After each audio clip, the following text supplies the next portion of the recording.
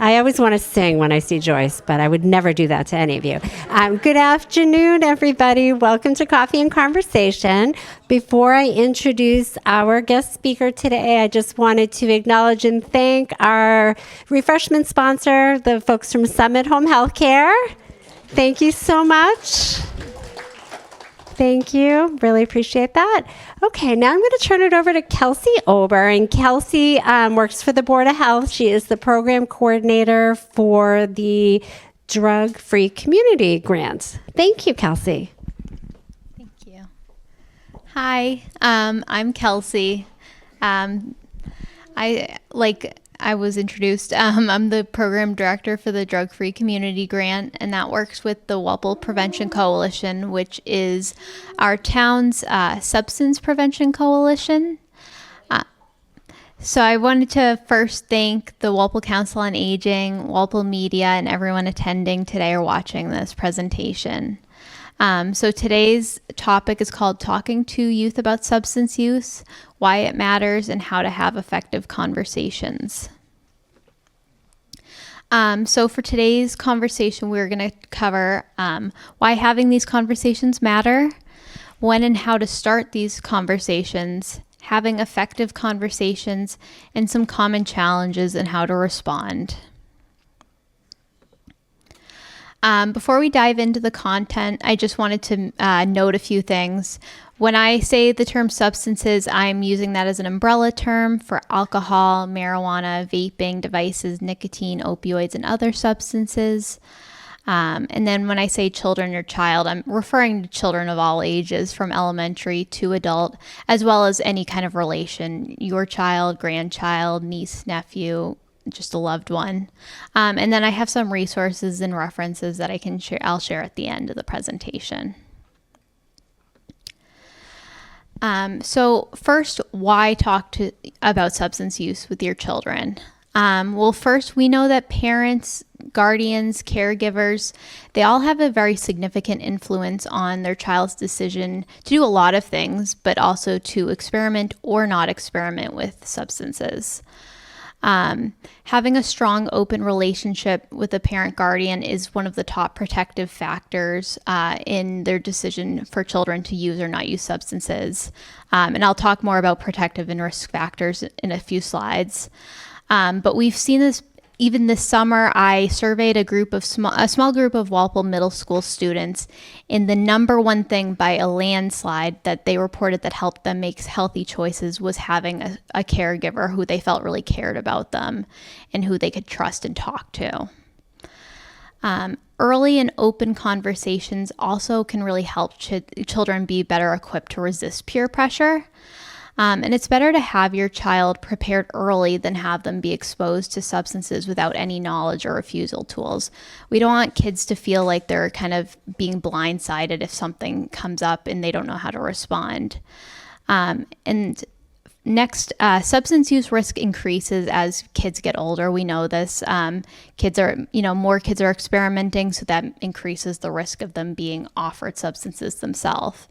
And the National Survey on Drug Use and Health in 2023 revealed that about 19.9% of youth between the ages of 14 and 15 have reported having at least one alcoholic drink in their life. And we also know that generally lifetime alcohol use does rise sharply between the grades of 9th and 12th grade, which emphasizes the importance of having these conversations early. And finally, no message is still a message. So even if we completely ignore it, that's still saying something to our youth. It can even indicate that substance use isn't a big deal because we talk so much to our youth about so many different things. But if we're not talking about this, a lot of kids are saying, oh, it's not a big deal because my parents aren't bringing it up. So I wanted to share some local data from Walpole itself. These two charts come from 2023 from the administration of the Metro West Adolescent Health Survey. This is a voluntary and anonymous survey that collects data on a variety of health and risk behaviors, including substance use, but many other health behaviors. It's collected every 2 years, and it's going to be run again later this fall for our 6th through 12th graders. So in these two charts, we see current use, which is defined as use within the past 30 days, compared to the Metro West region of Massachusetts, and this is 25 communities. So it's a good sampling. So the first chart, we see middle school students. Turquoise is Walpole students, and navy is the Metro West region. So we see alcohol and prescription drug misuse is a little bit higher among Walpole middle schoolers compared to the Metro West region. But overall, these are great numbers. This means only 3.3% of Walpole middle school youth have drank alcohol within the past 30 days. And then the second chart is Walpole high school students, and we can see that they're lower than the Metro West average as a whole. And while the middle school, those two numbers might seem discouraging, it's great to see that over 90% of both middle schoolers and high schoolers are not currently using substances. So overall, we know our youth here are doing healthy choices. So what are youth facing today? In Walpole, the primary substances that youth are facing or are more likely to face include alcohol, marijuana, prescription drugs, and then vaping and nicotine products. So alcohols remain the most commonly used substance among youth throughout the state, and we still see that here in Walpole. Also, alcohol use in youth has a significant impact on brain development, particularly the frontal lobe, which we know doesn't develop fully until children are about 25 years old. And the frontal lobe is responsible for many different functions, including problem solving and decision making. So drinking can really interfere with this and can be shown to have issues with impaired memory, decision making, risk taking, which is scary because kids are already very risky, and emotional regulation. We also know due to the brain still being developed that earlier use of alcohol leads to a higher risk of later developing alcohol dependency or alcohol use disorder. So that's why it's important to try to delay alcohol use for youth as long as possible, get them closer to that 21 plus range. So for marijuana, the marijuana today is much different than it was before.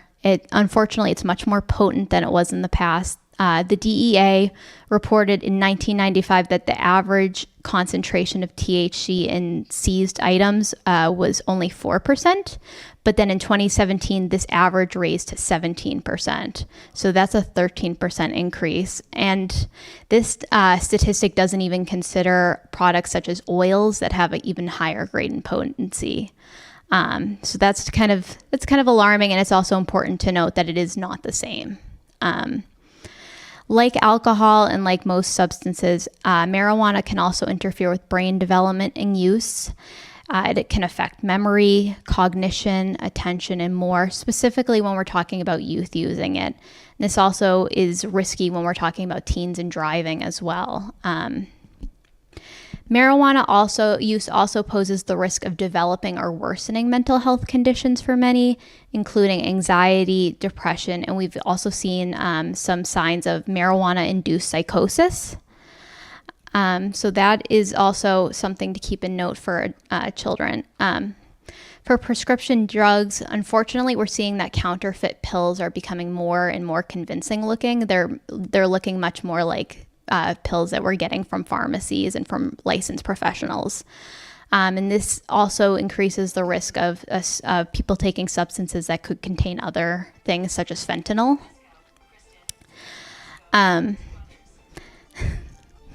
The prevalence of prescription drug misuse as a whole among youth is very low, fortunately. However, due to the rates of overdose and the serious health risks of use, proper supervision, monitoring, and discussion of safe use is very important. Health effects vary depending on substance use involved, as they all have different mechanisms of action, but as a whole, we can say that misusing prescription drugs is not safe in any capacity. Finally, we have vaping and nicotine products, and this includes your e-cigarettes, your vapes, your oral nicotine pouches, gums. And And despite what advertisements had been trying to sell, they are absolutely not safe or alternatives for children to traditional nicotine products like cigarettes and cigars.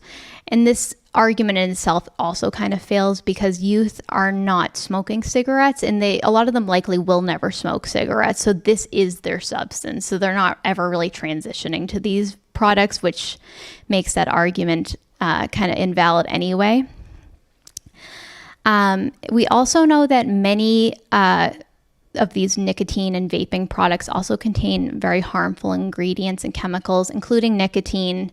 Most of them have triple, quadruple the amount of nicotine as your traditional cigarettes. But they also contain some known carcinogens such as formaldehyde, heavy metals such as nickel, tin, and lead, cadmium, and more.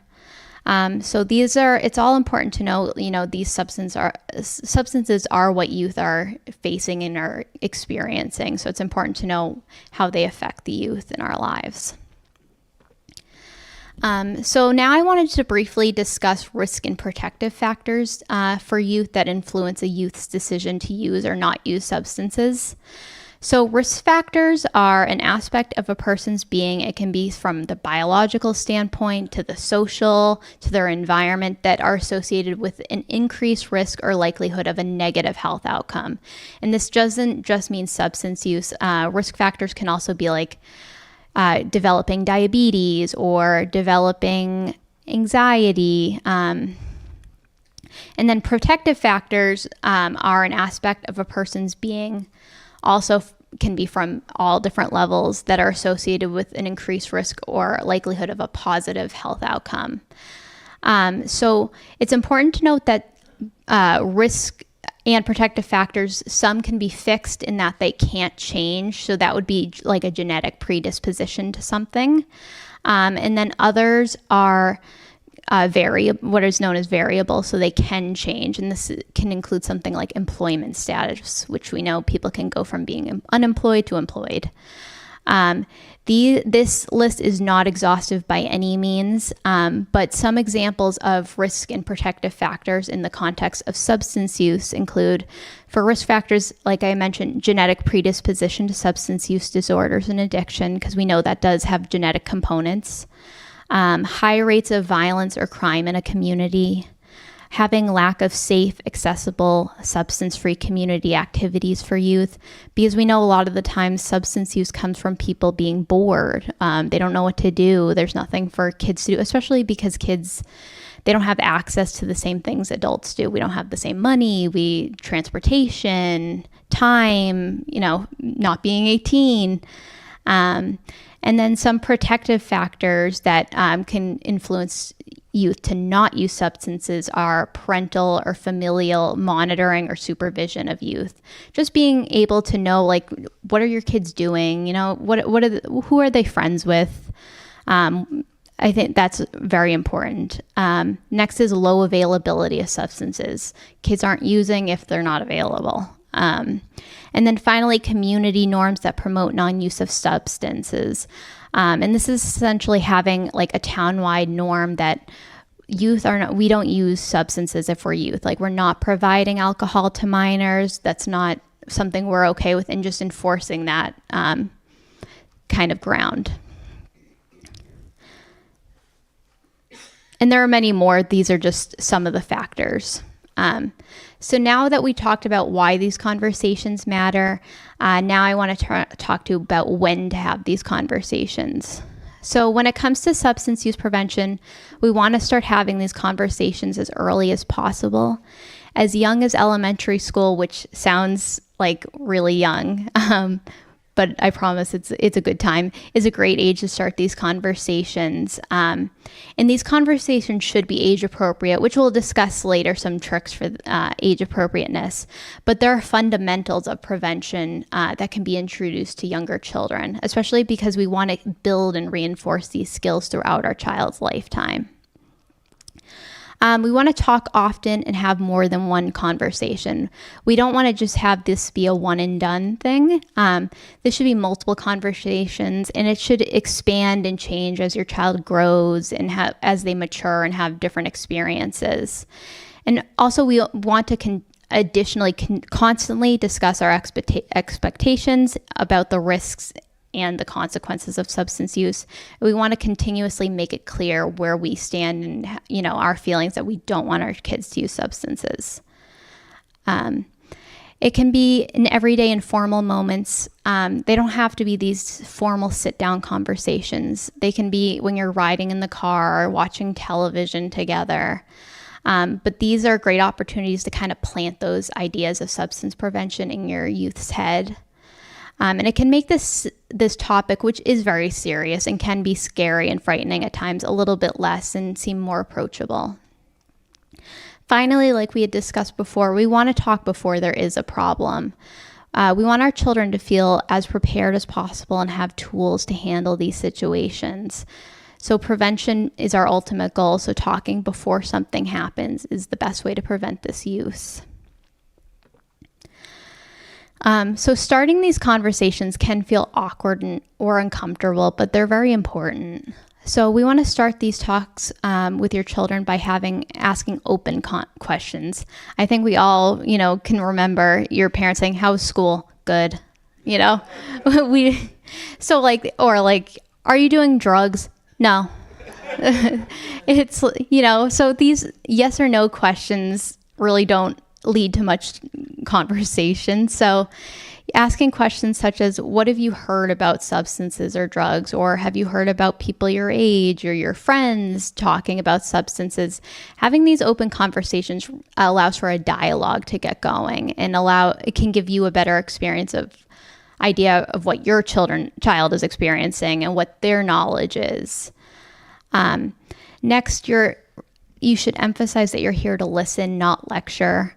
I don't know about you guys, but I do not like being lectured at. Nothing like going to the doctor and saying, "Well, don't do that." Well, I'm not going to share more because I don't want to get lectured. We want our children to know that we care and that this is like a back and forth situation. We want them to feel safe to be honest with us and share their experiences and thoughts. So we want to ensure that our body language and tone of voice is open and that we're not closing the opportunity for further discussion. Especially if kids feel that they're going to get lectured, they're just going to give us what we want to hear. So that's not going to really get to the message and get to you learning further about what your child's experiencing. So another tip that's helpful is having a clear and solid goal of the message you want to get across before you start the conversation is helpful. Because sometimes we might want to be talking about refusal skills, or our grandkid has just got their driver's license and we want to say, if you are drinking, please don't get behind the wheel. So having kind of an idea of what you kind of want the conversation to look like is helpful, just so you can get more out of the conversation. But it's also important to be adaptable. And if you need to pivot the conversation, if your child reveals something else is important, you can always adapt to that as well. So some tips for effective conversations. First, be upfront about your expectations around substance use. Emphasize that you disapprove of them using substances and repeat these expectations. We want to make sure that we're using direct and deliberate wording to make sure your child fully understands what you're saying. Because sometimes when we say, "Oh, make good choices," it's like, what does that mean? That can mean anything. So we want to make sure we're using direct language about what we explicitly do or do not want them to use, so that way that they know what you want, because sometimes they don't, even though you think that they should. Next is express your concern for their health and safety and happiness. We all love our kids and care about the kids in our life, and that's why we're having these conversations. And you want to emphasize that the reason you're talking about these things, or the reasons you have these expectations, are because you care about them. Keep the conversation age and developmentally appropriate. The next slide will cover that, but it's important to know that these conversations will and should change as your child ages and develops. We want to share accurate and real information and avoid using myths or scare tactics. We don't want to share myths anymore because myths can easily be debunked and kids can Google everything in 5 seconds. Yeah. And that can ultimately kind of ruin the confidence your child has. The truth also always says enough, so there's not a need to really exaggerate or not be forthcoming. Next, you want to monitor your child's behaviors and check in with them often. This doesn't have to just be about substance use. It's about expressing interest in their life and that you're paying attention and that you notice things about them. Teach and equip them with tools to make substance-free choices. And this can include refusal skills or even healthy coping skills, because that's really important in teaching kids. Instead of using substances, do this instead, because that a lot of the time substance use comes from not having the coping skills. Next, we want to be adaptable. We want to listen without judgment and be prepared to answer tough questions, but be adaptable to the situation, what your child is saying, and shift the conversation if needed to. So like we discussed, conversations around substance use will change as your child ages and develops. Additionally, everyone knows their child or the children in their lives. We know them best, so you can kind of gauge what their level of comprehension is. So this is just a rough guideline of what your children needs. So for elementary school age, a lot of it is not talking about substances. It's more about focusing on healthy habits such as health, safety, caring for your body, such as getting good night's sleep, nutrition, explaining that vitamins and medicines can be helpful, but they're safe only when prescribed by a doctor or given from the parents, and that you shouldn't be taking it from people we don't know. Teaching kids how to say no to things that are unsafe or unfamiliar. And this isn't about not taking safe risks, but it's, listening to your gut instinct and what you think is right. And then we also want to emphasize positive friendships and activities, because we know that's really valuable in everyone's life, is having those two things. Going on to middle school age, we want to start asking open-ended questions like we discussed and listening without judgment. We want to get their perspectives and their experiences and listening without judgment to ensure openness and honesty. We want to continue practicing refusal skills, including saying no with confidence.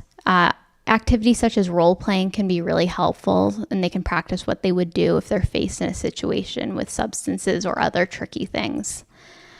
Additionally, we want to talk about topics that kind of go hand in hand with substance use. Again, like peer pressure, because that really grows as middle school comes around. Healthy coping skills and what they are. And then also we want to talk about proper drug use versus drug misuse, specifically when talking about prescription drugs. For high school age, we want to continue being clear about your expectations regarding substance use. People think that they know that their child knows that they don't want them to use substance use, but sometimes children really don't. They don't know what you want. So you really do need to be clear about those expectations. And being straightforward and direct is the best way for that. We want to continue asking open-ended questions and listening without judgment. We can also explain how substance use can affect development and goals. We don't want to use scare tactics, but we want to be honest about what the risks are, because there are risks. And this can include why they shouldn't drink alcohol even though it's legal for adults to do it, or how substance use can interfere with their goals, such as playing sports or getting into a college they want to go to. So as we transition for kids for late to post-high school age, we want to continue reinforcing your expectations and rules. It can be challenging as teens move into legal adulthood with age 18, but you can continue to remind them, this is why I don't recommend X, and this is why, healthy choices are important. You can discuss the realities and challenges of making healthy decisions while balancing adult responsibilities. It can be really hard at that age because children are now gained all this new independence, and it can be harder to refuse substances at this point, but it's important to kind of reinforce them that healthy decisions are still important to be able to handle all these responsibilities. Finally, you want to make it clear that no matter how old they get, you're still someone they can come to with questions or problems. You want to work together to find solutions in order to provide care and wisdom while also encouraging their independence. So now I kind of wanted to discuss some common challenges you could face when engaging in these conversations and helpful ways you could respond or react. So one of the first major challenges a lot of people discuss is having a lack of knowledge or up-to-date information. And that's totally understandable because the landscape of substance use and what kids are interacting with and doing is always changing. And it can feel overwhelming. And it's okay though, because we're not expected to know everything. And if you feel like you don't know, you can say, let's learn together. It's always an option to go, I'm not sure, I don't have the answer to that. Let's do some research together. That can build great trust, and it shows that it's okay to not have everything figured out. You can stay informed. You can read or watch or listen to the news, check out local resources, and attend local meetings that are happening about substance use. You can connect with others, making sure that they're a reliable source, but you can look at the people around you, your neighbors, your friends, family, local law enforcement, school officials. This is especially helpful when kind of wanting to gain local information and what's happening in the community. And finally, it's just important to be honest about what you don't know. It doesn't serve anyone to make things up. Children will eventually learn if you're making stuff up, and it's okay to learn together. Kids actually appreciate it because they feel like adults have it all figured out, and we know that's not true. So it's nice to learn together. The second challenge is being asked difficult or uncomfortable questions. Part of having difficult conversations means uncomfortable questions could come up, and that's okay. It's often even a signal that your child is trusting you and that they really want to engage in this dialogue. So how you can respond, we don't want to lie about things like saying, oh no, I've never done that. But instead you can focus on what you learned and what you know now and say, this is what I did, but you know what, it didn't work out for this reason, or you know what, it really wasn't that helpful or healthy. It didn't make me feel good long term. We want to keep the focus on their health and their safety. We want to make sure that's the priority. And then you can answer based on your own experience, like we discussed, and be honest. It can enrich the conversation, but we also want to make sure we're age appropriate, and we also want to make sure that we're not glamorizing past experiences. Finally, gaining resistance or pushback. You can acknowledge their feelings, but then always reinforce the conversation back to the message. We want to make sure we're balancing our emotions behind the conversation. Some pushback, like we discussed, is, oh, everyone's doing it though. You can push back with real data. We actually know that most youth aren't using at all, like we saw in our earlier slides. Like very little are actually using substances. Stay calm. It can be an emotionally heavy conversation, but it's super important. So remember your why. Why are you doing this conversation? Because you love your kids, you love the kids in your life, and you want them to be healthy and safe. If the conversation is really turning sour due to whatever reason, maybe something else is going on, you can always try again at a different time. However, I always encourage to come back to these conversations just because they are so important. So what if my child is already using? First, stay calm. Check out your own reaction first. Be sure that you're in the space to react and talk with them. If you need to calm down, you need to take a break, do that first before you get into a conversation, because then it just is too emotionally invested. Once you come back, ask further questions to get more details and information before doing anything further. Validate their feelings. Why were they using the substances? Don't judge, and also honor their autonomy, their strengths, and their intelligence. Reinforce their good decisions. Say, I'm so proud of you. You're such a great sibling. You're such a great role model, but this is something I am not happy with. But always sprinkle in some positive, because that, again, makes it feel much more open and allows kids to feel like they can be vulnerable. You want to continue setting clear boundaries and keep enforcing them. And then finally, you want to reinforce that you love your child and that you care about their well-being, which is why you might be feeling upset with them or why you're concerned. So to kind of wrap it up, the main points that we talked about today is that start talking early and often, stay informed and involved in local trends, events, and with your child as a whole, even beyond substance use. Set clear expectations for the conversation and keep setting clear expectations about your feelings regarding substance use. And the conversations don't have to be perfect. They never are. Just try your hardest and keep practicing. I'll have resources on the next slide, but I want to thank you all for listening today. This is part of the Walpole Prevention Coalition. So if you ever are curious about our town's coalition, you can check us out at www.walpolepreventioncoalition.com. We also have a Gmail, which is walpolepreventioncoalition@gmail.com, and our Facebook, which is Drug Free Walpole. We are located in the health department and follow town hall hours. So if there's ever a need, that is where you can contact us. And then some resources that we really like that are local resources is the SAFE Coalition. They are based out of Franklin, Massachusetts, and they offer a wide variety of substance and mental health services, as well as some social services. Boston Children's Hospital's Adult Substance Use and Addiction Program. They do a variety of substance use and other dependency services such as gambling addiction for youth, and they have a really good program. Massachusetts Substance Use Helpline, this is also for adults as well.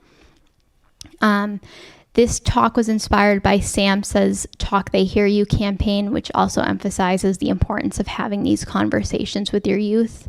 And then the CDC just launched their Free Mind campaign, which talks about the role of mental health and substance use together.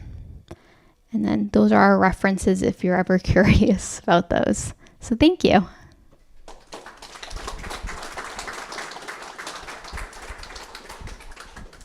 Yes. Yes, I have two questions.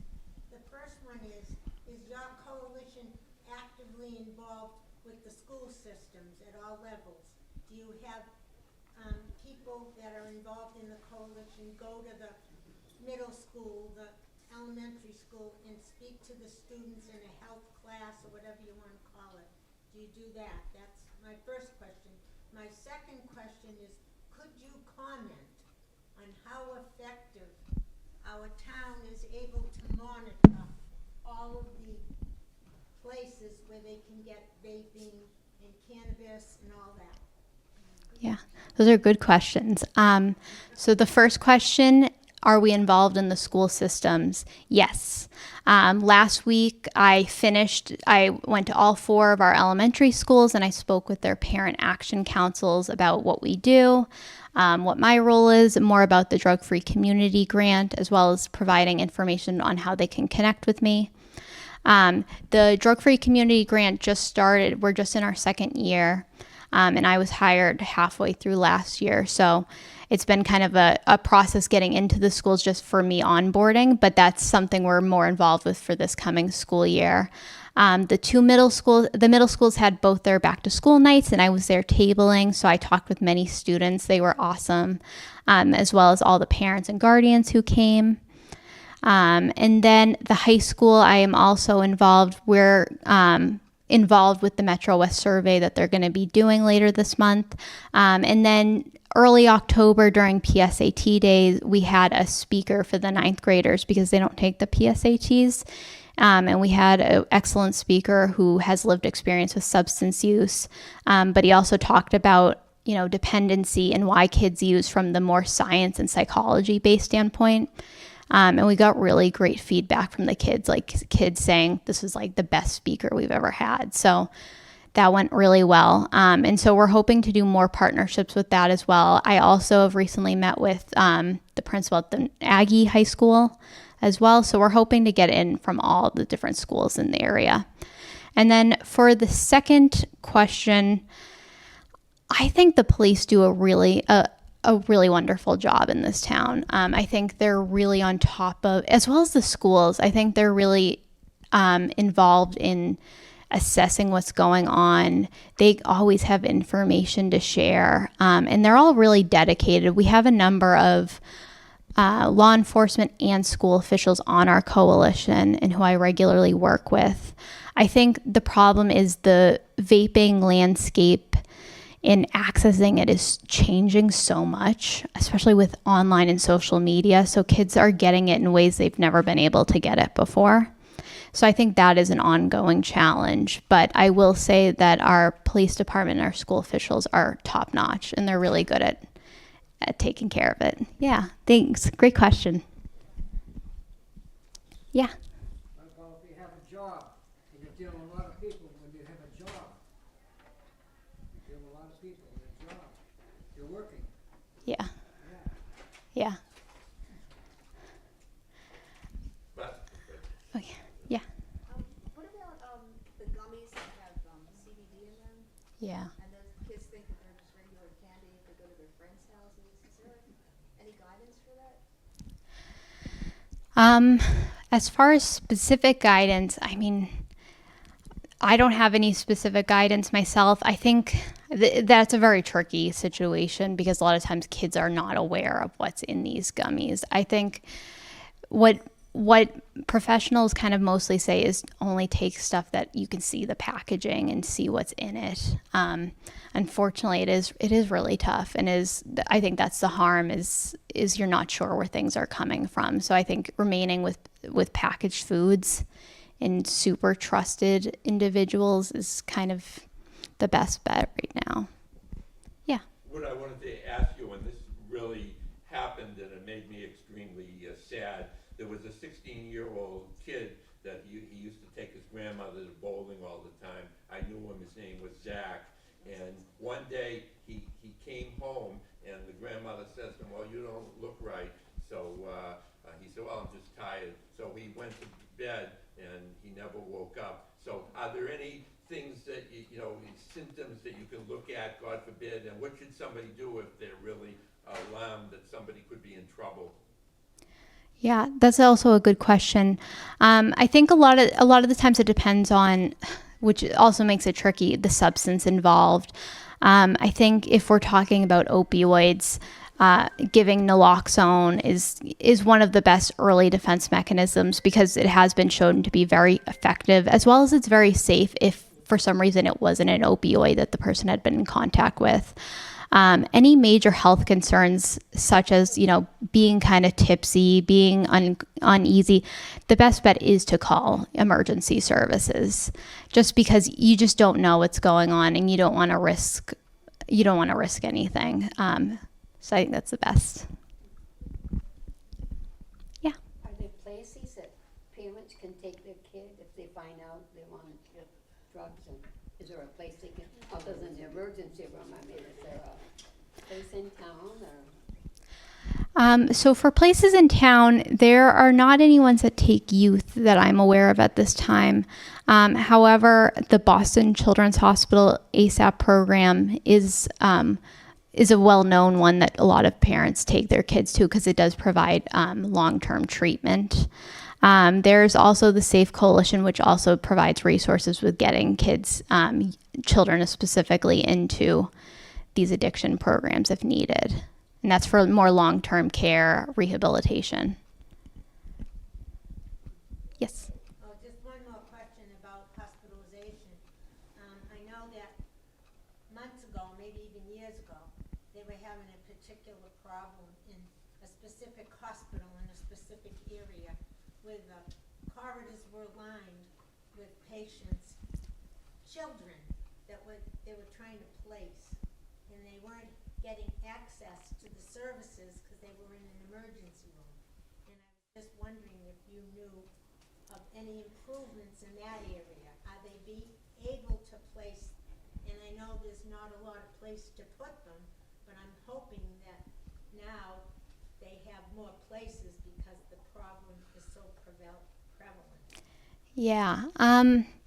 I can't speak to how bad or how severe the emergency waiting room status is right now, because like you had said too, there's not enough treatment. But I think fortunately people are starting to recognize the seriousness of these epidemics for youth specifically, and I think more and more resources are coming available. I just think it is challenging trying to balance the number of kids. So at this point, I think it's still a challenge. And I just want to give a shout out to our group here, grandparents raising their grandchildren, and I'm sure you're connected with that program and how successful it has been, and how we do anything we can to promote it. Yes, yeah, the Grandparents Raising Grandkids is such an awesome organization. Jill is actually a member of our coalition herself and is one of our sector representatives, meaning she's actively volunteered her time to donate her time to the cause of substance prevention. And she's been a really great resource. Just talking with her and emailing with her, I'm amazed by the organization. I think that's a really great one to look into if you're ever interested in it. So Grandparents Raising Grandkids. Yeah, I want to shout out Jill too. She was someone who encouraged me to do this wider conversation. So thanks. Thank you. Thank you so much.